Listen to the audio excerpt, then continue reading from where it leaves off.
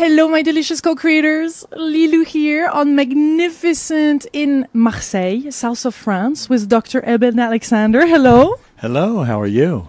Amazing. And I'm thrilled, my beautiful co-creators, to have this conversation with you and to be able to share such a level of information, of consciousness. This is really, I would say, a big deal. I don't, because I just read your book. I was absolutely blown away by the quality of your sharing and the experience and everything that you're going to hear right now from you. This, actually the title is you're a neuroscientist. Mm-hmm. You have been a professor in some of the most prestigious universities in the US. You have operated thousands, I guess, of brains, more than hundreds and hundreds.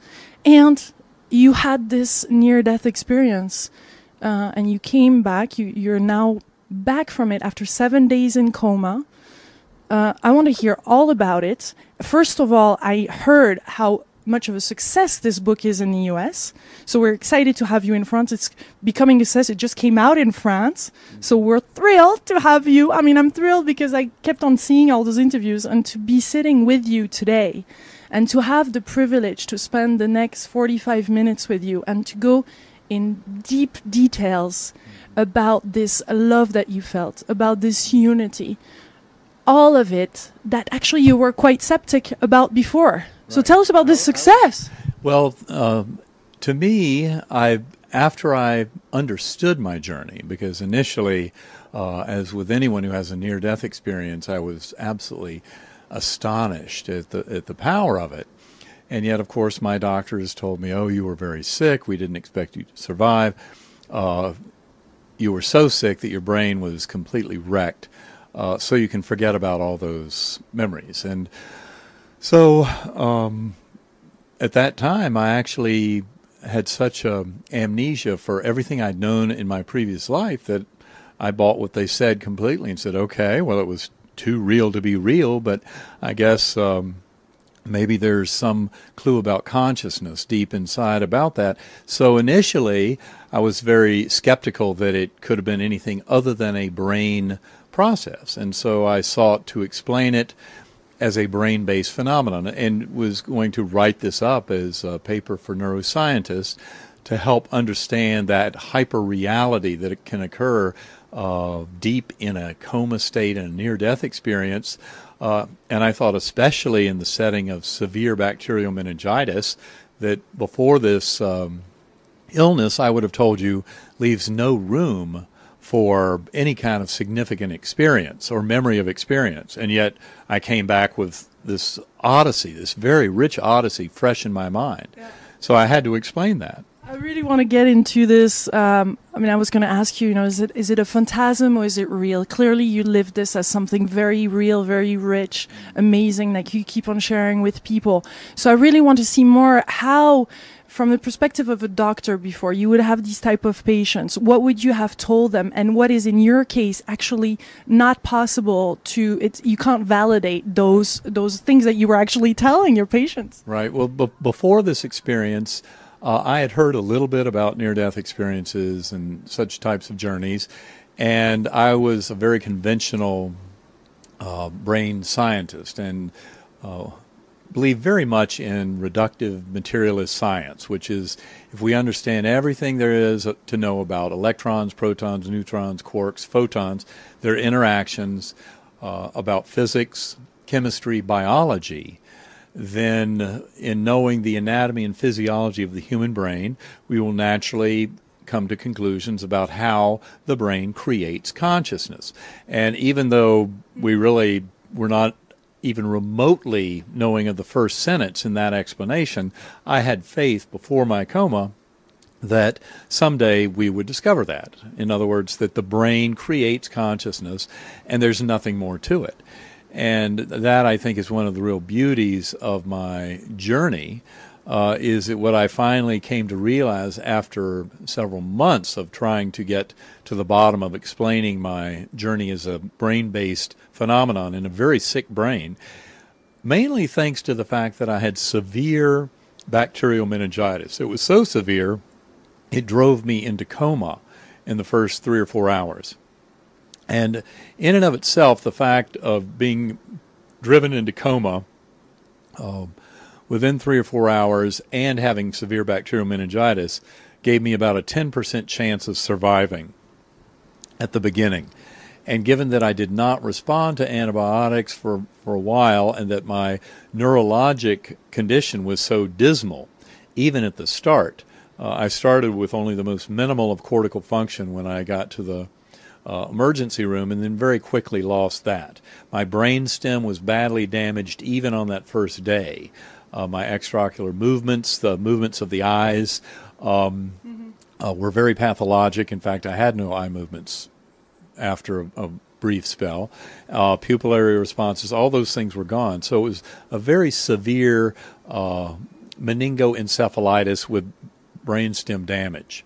And to be in a coma from that kind of an illness for 7 days, I mean, the general rule, doctors who take care of such patients will tell you, usually going into coma that quickly, by day 2 or 3, they're either waking up or they're dead.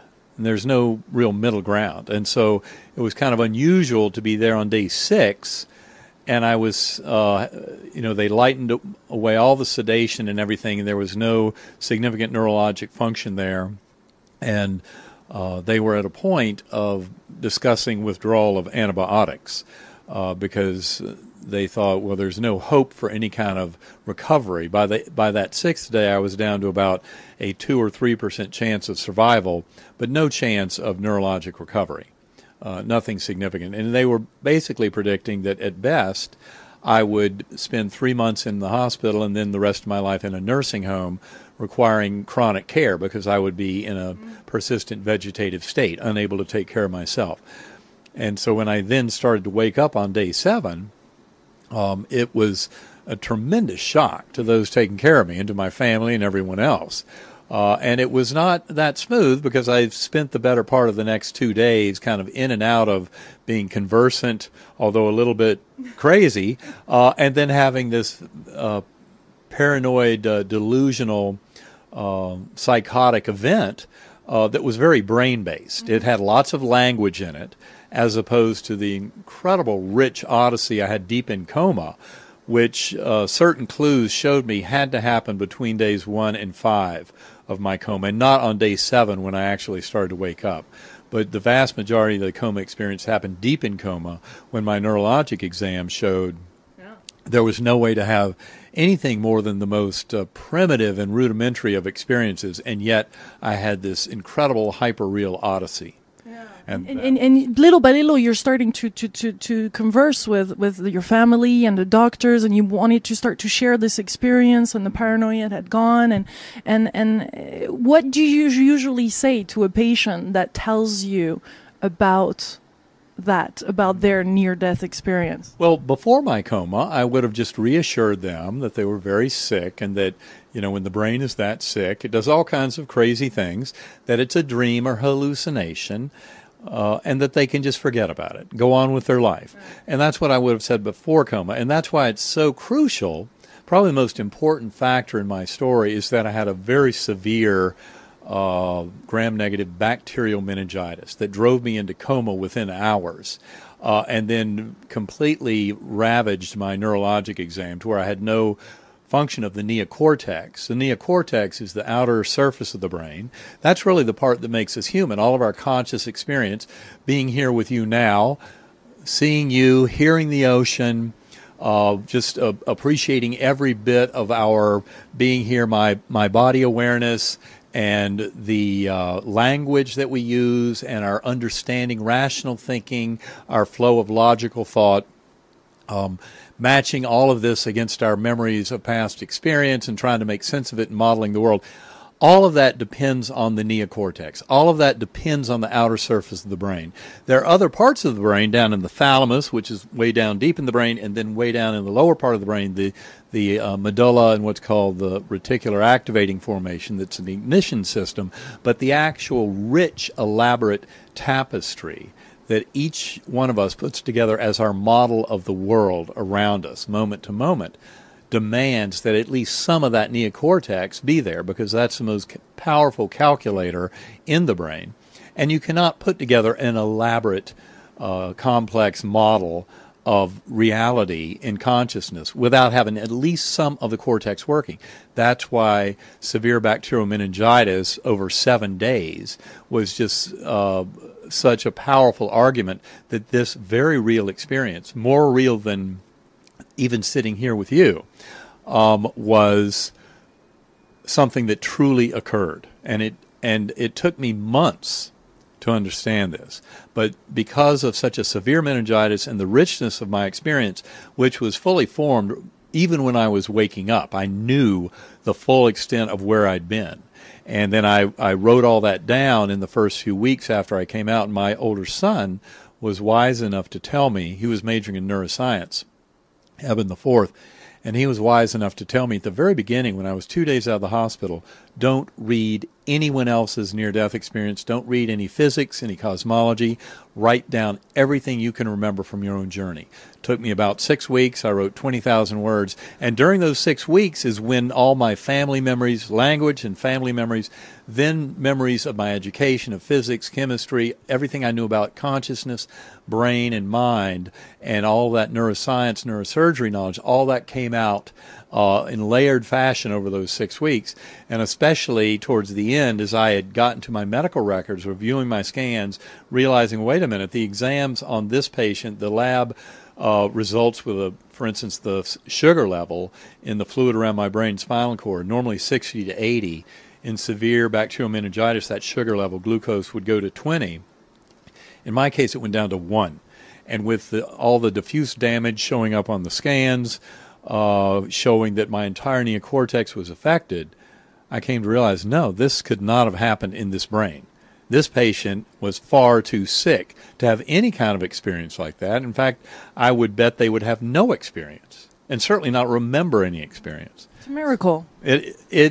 My doctors will tell you to this day that it is very much a medical miracle, something they cannot explain. There's no medical explanation for my full, complete, and rapid, over 3 months, recovery of my mental function to even something that's, I think, better than what I had before. I love the quote of Albert Einstein, either you live a life that is you only see miracles, or you nothing is a miracle. Well, that is very much the way I see things now. And, of course, I came to realize through this journey and coming back that every breath that we share is an absolute divine miracle. Every single one. And I should have known that before, but I guess I needed a thumping for me to really get it, but to realize the miraculous nature of our existence. In fact, my younger sister, who came in minutes after I woke up from coma, when I was sitting there looking at each person in the room, doctors, nurses, family, with this very deep look of admiring the sheer beauty and astonishing nature of the miracle that we share in every instant of our lives, and especially together as beings that get to share in this beautiful existence that we have, that every bit of that is a miracle. And that is the way that I now live my life. It's a beautiful gift from this journey. I want to go deeper and deeper in this journey. Before I have this question about what is the perception that you have about consciousness? What is the nature of reality? How do you see this reality now? Are we really, for sure, living this? Well, I think to me, one thing that became very, very clear from my journey is that the thing that exists is consciousness. The thing that truly exists is that part of us that can question whether or not we think, that part of us that moment to moment is alive and present and aware. That is consciousness. Now, the little voice in my head, the little voice that I spent all those years educating to be a neurosurgeon, that little voice of rational scientific thought, that is not me. The consciousness in me observes that voice. Very important to realize that that little voice is not the consciousness. The consciousness is the aware part of us that sees that, hears that little voice, and is aware of our existence moment to moment. And that was a profound realization from my journey that, of course, I now use all the time when I do meditation. And for me, meditation is something I do 2 or 3 hours a day. And it's very much about getting in touch with my inner awareness.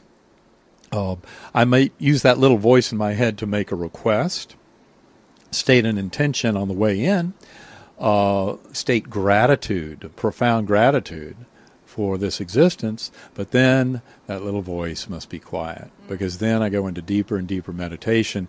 And what we end up finding, and of course this is something that's been known for millennia by deep meditators, Tibetan monks, Buddhists, many who are very adept at getting deep into the fantastic mysteries of consciousness, which really are the root of all of existence in this universe. And that's the crucial thing to understand. So I came away realizing that consciousness indeed is the primary thing that is.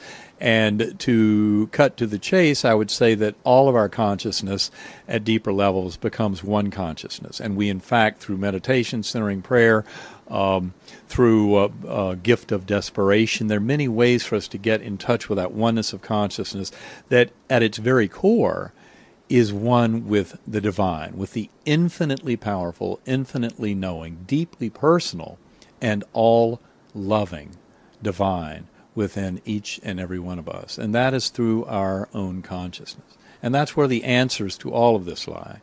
So people can watch the DVDs, go to the courses, read the books. At the end of the day, the way to come to knowing this more deeply and know the truth of it is to go in our own consciousness. And that's why my current research is so involved with meditative tools to help people get into much deeper levels of conscious meditation. In that moment where you went through those different levels in your near-death experience, in that moment where you felt that you understood and had this all-knowing, like all of a sudden, all the answers were there in not even a microsecond. This doesn't even apply, I guess. Wow, what a moment! Was that like a moment? How did that felt? That particular moment. It's so interesting because one thing that was very clear to me in that journey, and I describe in my book a very simplistic realm that was kind of the initial realm, and that was my realm that did not involve any memory of my life. There were no words, I had no body image, and in the book I call that the earthworm eye view.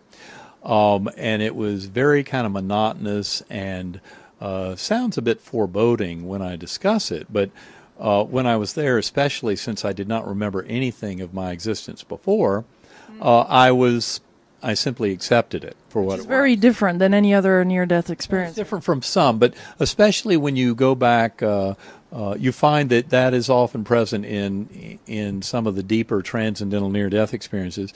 And not only that, if you go back into the afterlife literature, going back hundreds and even thousands of years, you find that there's a certain consistency to that realm being there. In fact, I would say, many people asked me early on, well, was that earthworm eye view, was that hell or purgatory?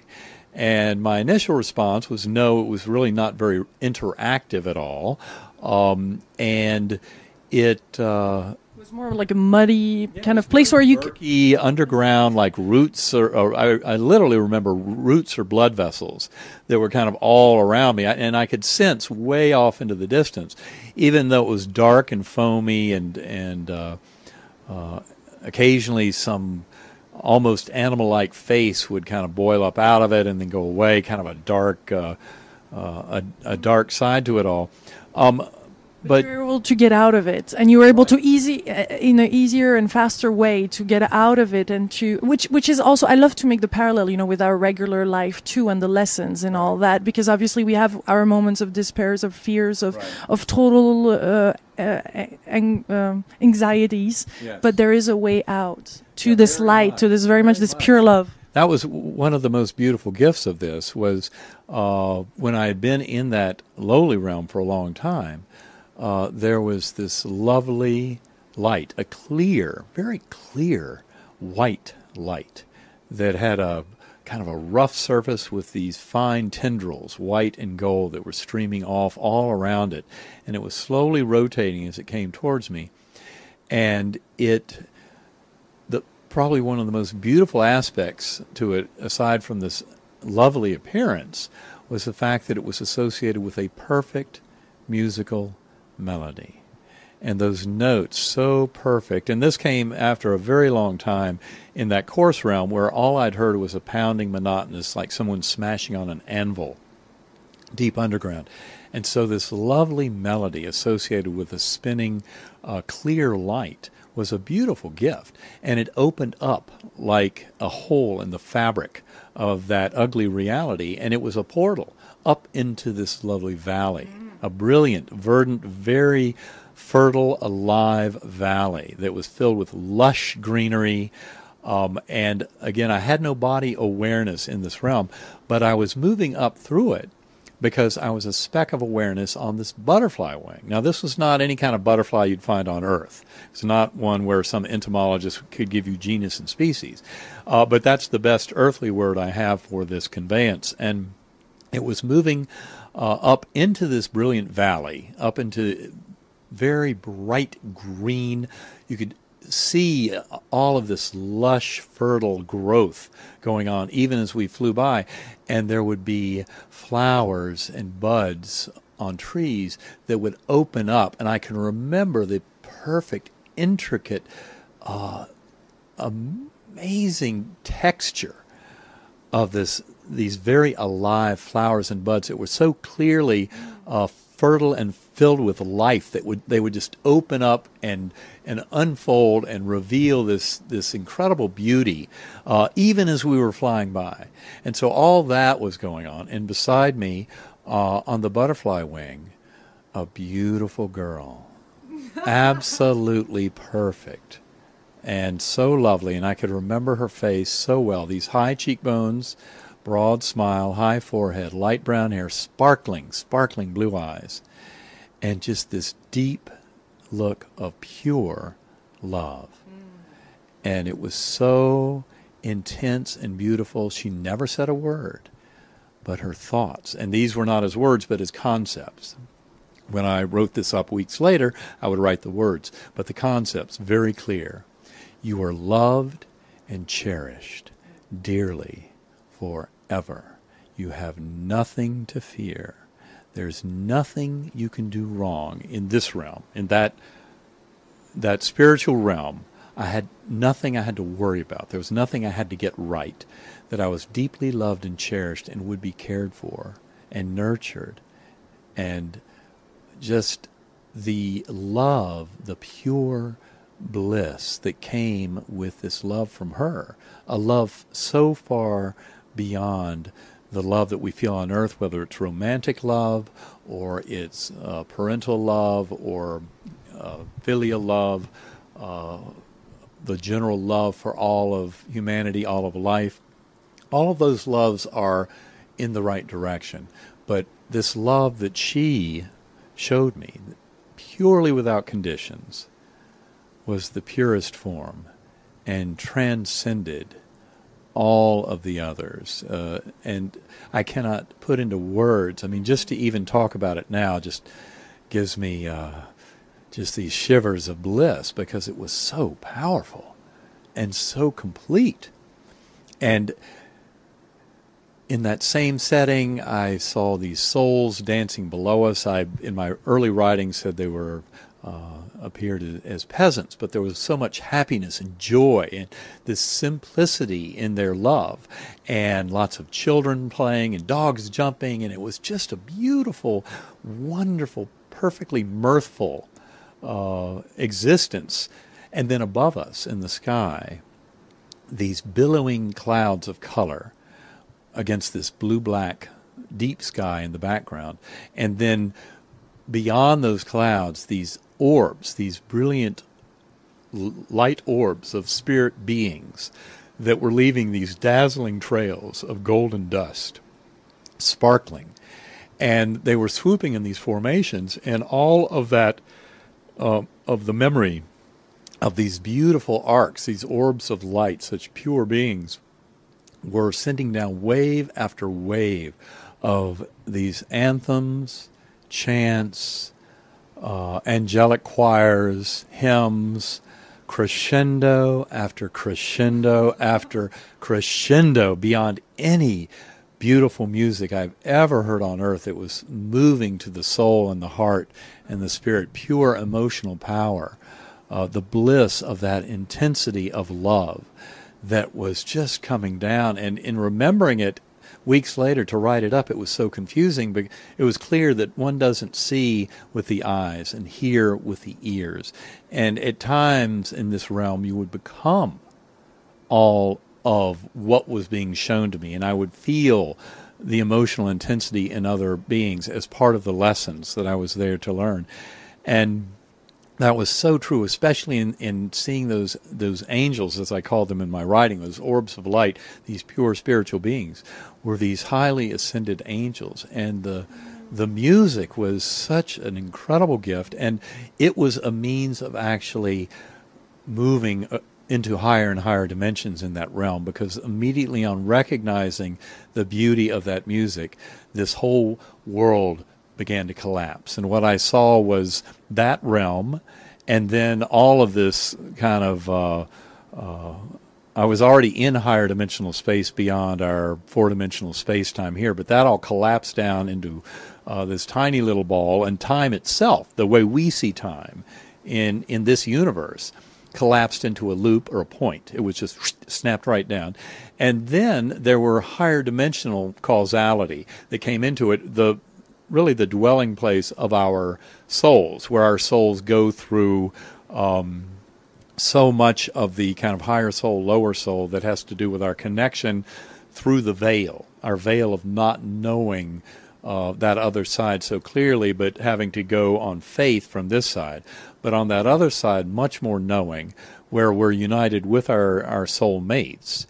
And it has everything to do with our learning the lessons from this incarnation, allowing ascendance of our souls in that higher causality, in a time that is completely outside of Earth time, of this universe time, and a time that has complete access to any part of time here, which of course explains so much about near-death experiences, about seeing departed loved ones' souls, about after-death communications, past life experiences, reincarnation. There's a tremendous amount of scientific data that supports the reality of those things.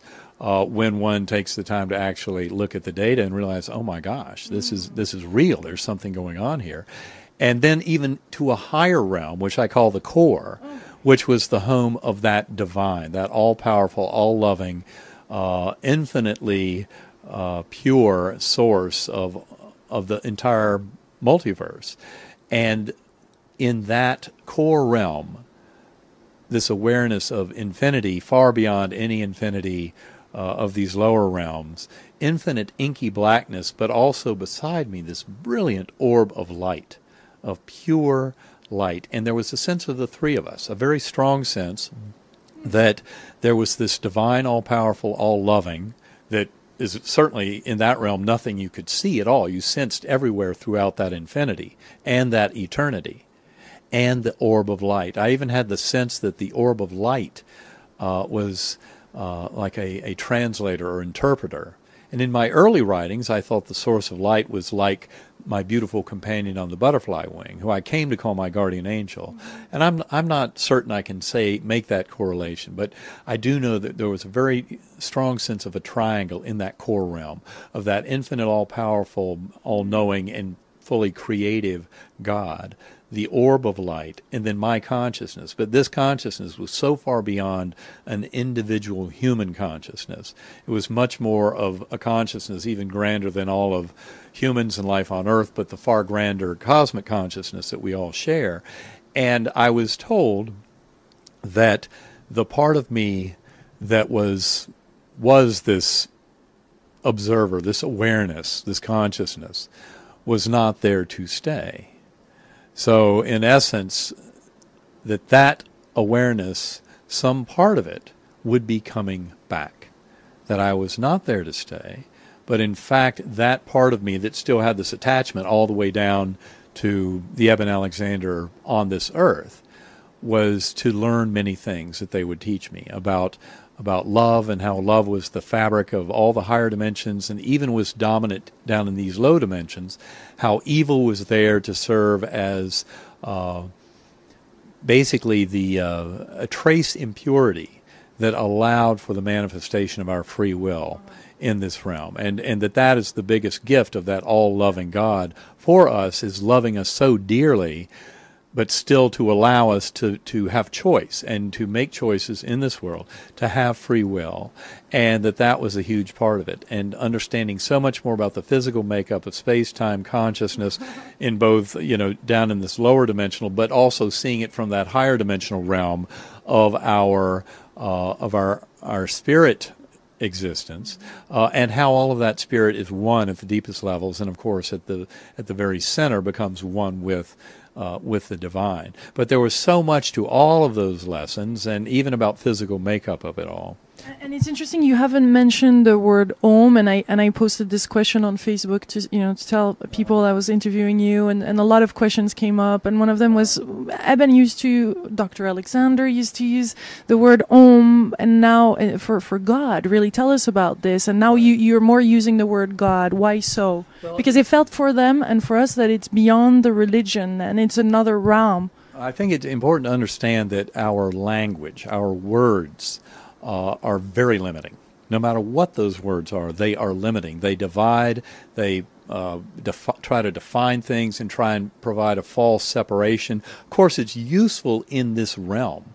Down here in this dualistic realm, our language does serve a function. But coming from that highest realm, it was clear, for one thing, that all-powerful deity, really at the core of all of existence and all eternity, and the source of infinite, unbounded, indescribable love, was beyond any words. To use any word at all fails miserably. And in fact, for the first several months, I would say, I hesitated to use the word God, because to me, at that point, the memories were so fresh and clear of this infinite awe and power of that being, and also the infinitely loving nature of that being for all of creation, and each element of creation was just far too much to try and use the word God. However, in our earthly understanding, that is absolutely that being. And I realize that others who have come back over thousands of years to tell tales of journeying to this very real realm. It's the reality that underlies our material world reality that is actually not anywhere near as real as it seems. But that very real world, ultra-real realm, which I liken to Plato's world of forms, is kind of the real basis on which this kind of imperfect world is modeled. And Om was the sound that I remembered in that in what I call the core, and that infinite inky blackness filled to dazzling with this brilliant light of an orb that was serving as kind of a translator for all these lessons. The sound I recalled there associated with that all-loving being was Om, but it was an Om that was eternal, that was an infinite resonance in all of eternity. And of course, any of the physics people out there trying to get at the word resonance will say, wait a minute, how can you have a resonance when we're talking about all of eternity, higher dimensional space and time, far beyond our little four-dimensional space-time? How can there be a resonance there? Well, there is when it's with all of eternity. And that was the sound I heard, was this very deep and perfect Om. And for me, that was what I called that all-loving, all-powerful source of infinite love and all of the energy for all of existence. Om was the best descriptor I could put onto it. And also I must say I use that. People sometimes ask about that all-powerful deity, whether it is a male or female. And of course I am quick to point out that of course it is such a being of perfection that it is that perfect blend of all dualities, including male and female. So there is no gender associated. And so, but I would use Om as a pronoun in a sense, because that way I did not have to use he or she or it in reference to that all-powerful deity. But Om was, for me, a perfect descriptor of that power. And for me, it had no previous labeling that that took away from it. Do you feel now that you are that divine, and the divine is there, and it's in all of us, that we are like mini gods on this earth? How do you feel about this relationship? Is that not even a relationship now, since it's a unity? It's I've come to see that consciousness, and which I defined earlier and said that's really, in the simplest sense, it is that little spark in each one of us that allows us to have a self, a presence. It's that consciousness that can wonder whether or not I think, and therefore I am, to kind of paraphrase but extend Descartes a little bit. It is that little spark within us that actually is an eternal spark. It is not created by the brain at all. It actually is a very direct link to eternal soul, spirit consciousness that at deeper levels connects all of us. And it connects us even moment to moment in these incarnations, and connects us in grander fashion as our souls ascend in that outer realm and the causality of that higher realm. And that ascendance is all due to manifesting that beautiful unconditional love, showing compassion and forgiveness. That is the coin of that realm, is pure love. And the more we manifest that here, the more we allow for our soul's ascendance in that higher causality, in that higher realm. But of course, that same connection goes all the way to its center, which is that infinitely powerful and infinitely knowing, deeply personal, and all-loving God, which is at the core of each and every one of us through our very consciousness. And that is why I tell people you don't have to almost die to get this. This is a knowing within each and every one of us by being conscious beings. And that's why through deep meditation, centering prayer, gift of desperation, whatever the means that gets us to become aware of that we can come to know this truth in our own being and become very much the divine, eternal, spiritual beings that we truly are. But it's by getting deep into that and getting well away from the kind of illusion of the material realm, and that includes the kind of self, ego, things that are very much tied to the linguistic brain, although they don't demand it, because animals also have such structures that kind of help them. But they also are much more telepathic than we are. They're much more naturally into that kind of consciousness that we all share. Our linguistic brain actually gets in the way. And certainly our kind of worship of materialistic world, which grew so strongly in the 20th century. Possession, buying, and getting more and more. Well, not so much that as much as believing that this material world out here, the time and space, protons, neutrons, photons, that world, and our belief in the reality of that is the only reality, is so false. And it leads us away from the deeper truth, which is the thing that exists, is that awareness in me, in you, of the fact that we are a truly a miracle. We are a miracle. We are an existing, we can question, our very, we're aware. And just by being able to question whether or not we exist, basically is the most profound statement of our existence, and realizing that that is the thing that truly is. And that is a part that is independent. It's not created by the brain. When that little voice in my head is very active, that's created by the brain, but it's the conscious me within that is witness to that little voice. And that, the witness, is the thing that truly exists, and in fact is liberated to a much higher level of knowing when freed up from the brain and body. And that's what happens when our bodies die. So we actually get this wonderful surprise that we are so much grander, eternal, spiritual beings.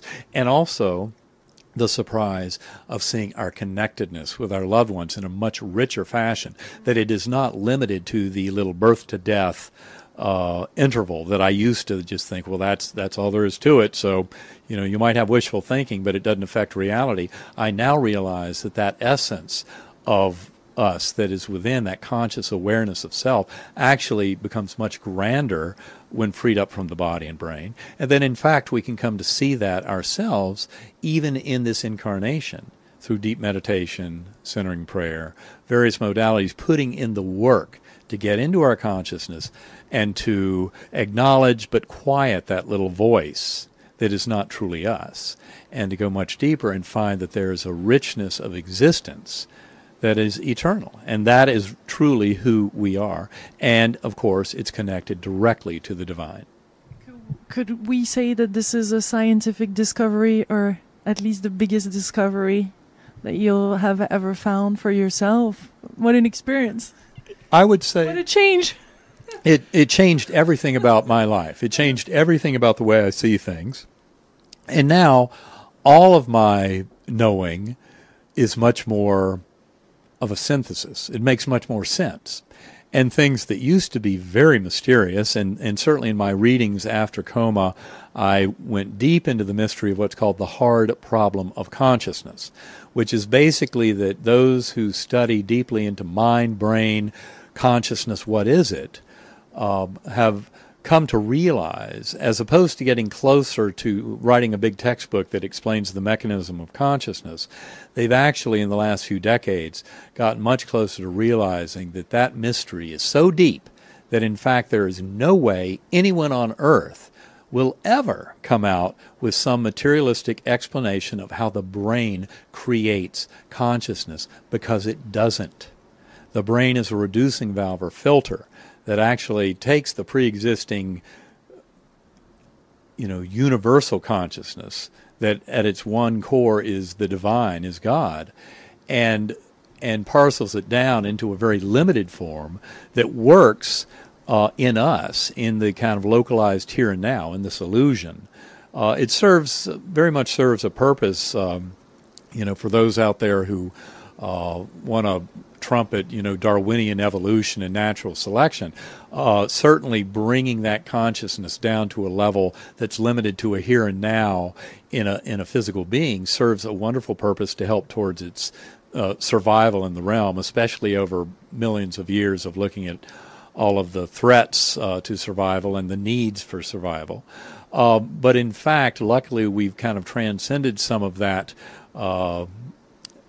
that survival of the fittest necessity, and now are free to get much more deeply into our consciousness as it expands into a universal consciousness. And that's why meditation, centering prayer, near-death experiences are a beautiful window that take many, many millions of people over the last 50 years into that realm, and then allows them to come back without as completely covering up their memories and experience as happens naturally when babies' souls come into this world, because they go through a natural process, having been freshly from that realm of the divine, of kind of layering it over to where it's not obvious, and they kind of layer it over with the illusion of reality of this material realm, but leaving it that they really have to have some kind of faith or deep memory, soul memory, of the reality of that divine at the core of all of us.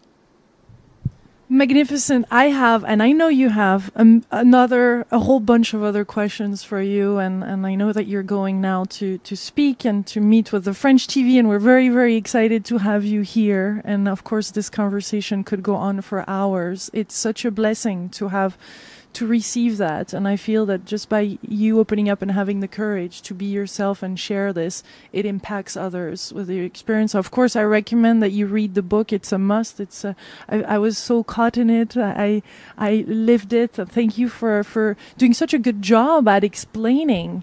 And I know the seed is still growing. The seed of light is still growing, and you will understand more, and you're writing more books, huh?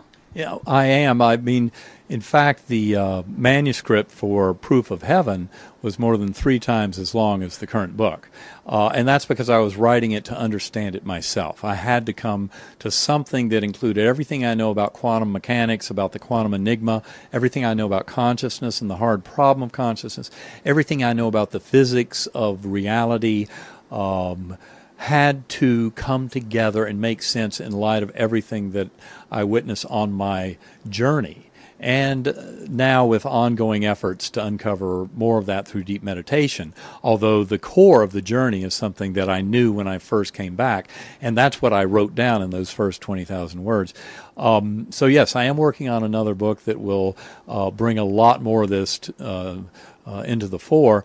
Important to say that this book, once I realized what was going on and what the message was, it was very clear that this book should be for the general reader. And so that's why I had to strip out a lot of the other things that were necessary for my understanding, because they get right down at the very core of the nature of consciousness, space, time, mass, energy, the very geometry of higher dimensional space. There were things in there that were not necessary for getting the message out to people, but important to stress that I'm every bit as much a scientist as I've ever been. And this is all about science, but with a capital S, a science that gets towards knowing the truths of our existence. And there are certain aspects of the scientific method that can help get there, but the scientific method by its very design is extremely limited. And can only reveal a small facet of overall reality. Important to stress that all that wonderful, successful science of the 20th century, science and technology, in fact, was so primitive and simplistic, it had absolutely nothing whatsoever to say about a mechanism for consciousness arising from the physical brain. And that's a tremendous red flag that completely dismantles the materialistic view of the world with its kindergarten-level thinking that explains all that matters, because it doesn't have the first sentence to tell us anything about consciousness. And so people who want to learn more about this can go to my website, lifebeyonddeath.net, which I highly recommend for starters. In addition, I started Eternia, ETERNEA.org, which is all about trying to educate the public about consciousness, about the physics related to consciousness, about spiritually transformative experiences of all manner, not just near-death experiences, but there are many, many other types, and these are all defined in great detail on eternia.org. And also, that is a place where people can tell their own stories. We have a database set up to receive stories from everybody on this planet, because I guarantee you there are hundreds of millions, if not billions, of stories out there about the reality of the spiritual realm. And it's by taking the lid off and letting people share their stories.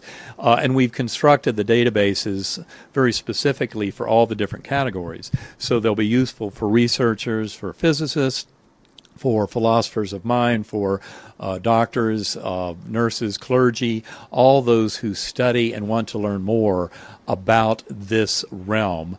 And through eternia.org, that's the engine to help take us all to that level. Eternia will also be supporting research, scientific research that helps to prove the existence of this realm in a very strong fashion. So my beautiful co-creators, you know what you have to do now. Do a little video, right? The webcam through the webcam, and boom, even the iPhone, and upload it on that site and share with your own spiritual experience. I know that so many of you around the world, because this is really around the world here. I love the internet. You know, we're reaching... Exactly.